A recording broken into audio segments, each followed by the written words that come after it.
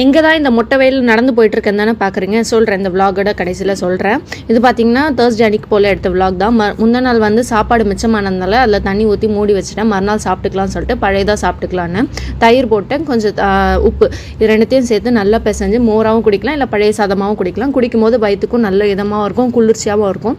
இது கூட தொட்டுக்கிறதுக்கு ஊறுகாய் சாப்பிடுவாங்க. நாங்கள் வந்து வடை வாங்கி வச்சுப்போம். ஊறுகாவும் சாப்பிடலாம். எனக்கு அன்றைக்கி ஊறுகாய் சாப்பிட்ற மைண்ட் இல்லை, அதனால் வடை வாங்கிட்டேன். இல்லை இன்ஸ்டண்ட்டாக செய்கிற அந்த மாங்காய் ஊறுகாவும் சாப்பிடலாம், அதுவும் நல்லா இருக்கும் தொட்டு சாப்பிடும்போது.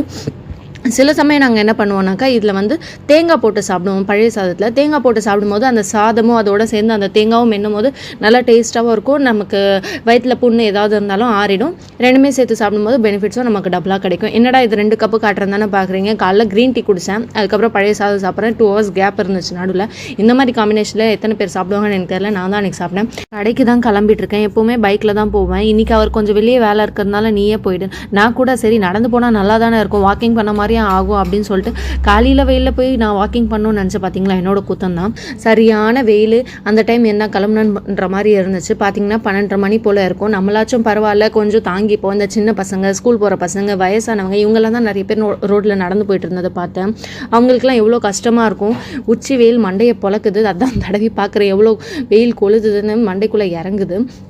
சரி ஏதாவது வாங்கி சாப்பிட்லான்னு பார்த்தா எதிர்த்தாப்பில் எதுவுமே இல்லை. சரி மரமாவது இருக்கா, அங்கே போய் நிற்கலான்னு பார்த்தா கொஞ்சம் தூரம் தள்ளி போனால் மட்டும்தான் மரமே இருக்குது. சரின்னு சொல்லிட்டு அந்த நிழலில் கொஞ்சம் நேரம் நின்றுட்டு வெயிட் பண்ணிட்டு போயிட்டு இருந்தேன். சரி தள்ளுவண்டி கடையில் என்ன இருக்குன்னு பார்த்தா பலாப்பழம் இருந்துச்சு. பலாப்பழம் சாப்பிட்டா சூடு, வேண்டாம். வேறு ஏதாவது குல்காண்டி அந்த மாதிரி குடிக்கலானாலும் பேக்கெட் ஃபுட்ஸ் நமக்கு ஆகாது, அதுவும் வேண்டாம். சரி நேச்சுரலாக ஏதாவது சாப்பிட்லான்னு சொல்லிட்டு வாட்டர்மெலன், அதாவது தர்பூசணி பழம் இருந்துச்சு, கிர்னி பழமும் இருந்துச்சு.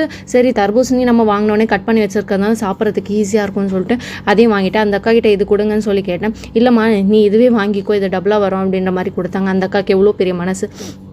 சரி நமக்கு வந்த வரைக்கும் லாபம்னு சொல்லிட்டு நானும் அந்த தர்பூசணி பழம் வாங்கிட்டு கிளம்பிட்டேன். எனக்கு தர்பூசணி பழம்னா பர்சனலாகவே ரொம்பவே பிடிக்கும்.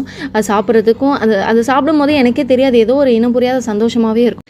ஒரு வழியாக கடைக்கும் ரீச் ஆகிட்டேன். பார்த்தீங்கன்னாவே தெரியும் எவ்வளோ விறுவிறுத்து போயிருக்கேன்னு. இந்த விலாக் உங்களுக்கு பிடிச்சிருந்தா கண்டிப்பாக லைக் அண்ட் சப்ஸ்கிரைப் பண்ணிவிடுங்க. இதே போல் இன்னும் நிறைய விலாக் போடலாம்.